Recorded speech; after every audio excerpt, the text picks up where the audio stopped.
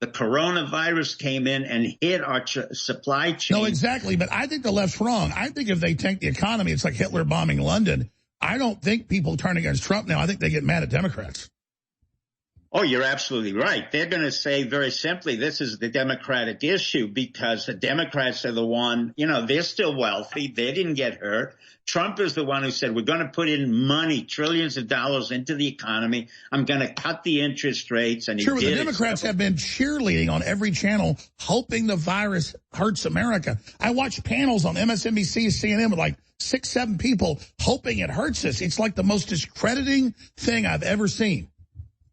Well, Alex, you have more enthusiasm and staying power than I do. I have no interest whatsoever to watch them. They're the same. It's a perseveration. No, I agree. They're a facade. They have almost no viewers, but it shows the mind of these people that they would go on TV and root against their own country. It's just like... Well, but you got to understand something. They've never served our country. They have no idea what service to the country is. They have no idea what it means to get outside of Washington or L.A. or Hollywood. So what do you have? You have the disintegration of Hollywood. That came in and that's gone. You've got the rise of new streaming services. You have the end of many of the left-wing, units that brought them into power, the political system. No, I agree. So they're the dinosaurs. They haven't figured out they're dead yet. Correct. So what do you expect to happen next then? What I expect to happen next is there's going to be a landslide victory for Trump. He's going to come back in, and then he's going to fire a lot of the people in the government. What you're seeing now with the coronavirus and the fact that they're being, isolated means we don't need these people in the government. Most of them are part-time, or most of them don't even work when they're there. So that's the beginning of the end of the large federal government. The second part is we're going to pull all our troops back from where they belong. And thirdly, we're probably going to increase the funding to space warfare, not just to NASA, but to the space warfare. Exactly. Like this Marine Corps had once more amphibious assault units from like 50, 70 years ago. Don't we just want more space weapons? That's correct. And we don't want any more kinetic action. In other words, we don't need tanks. We don't need any bazookas. We need Star Destroyers.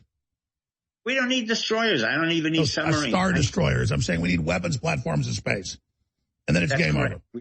That's correct. But we need a capability we still don't have, and that is cyber communication, cyber command. I need young people, men and women, who don't have to go to college, who are able to handle the hacks that are coming in. There's one corporation, a private one, that gets 100 million hacks a day. That's what we're talking about in the new world. It's binary. I agree. So what's more important, physically dominating space or cyber? I think cyber is even more important than space, but I guess...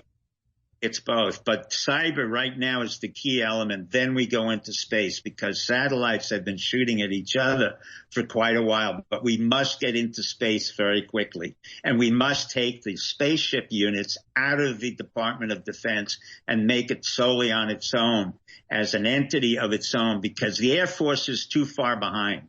They're not really able to... Well, I know a lot of that's classified, but I've talked to people that were involved in this. We already had a bunch of robot ships in the 70s up there with the Sabo DU rounds, decapitation weapons, as you know. I mean, now it's like super advanced, and Obama tried to cut it back, and so did others. But, I mean, clearly we're way ahead in space.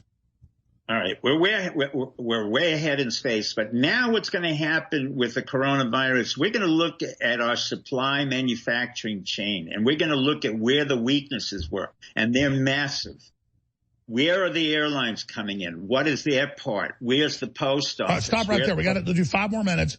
Let's come back and talk about learning how to be self-sufficient and how, like Pat Buchanan said, don't make this about globalism being the answer. Make it about how globalism was the problem, and I think President Trump should do that. And then we've got Milo Yiannopoulos coming in. Dr. Steve Pieczenik, StevePieczenik.com is our guest, a thought-provoking. And I said I want him to talk about the senile dementia of the main presidential frontrunner for the Democrats. We'll do that briefly as well. Please don't forget, we're being demonized all over the news.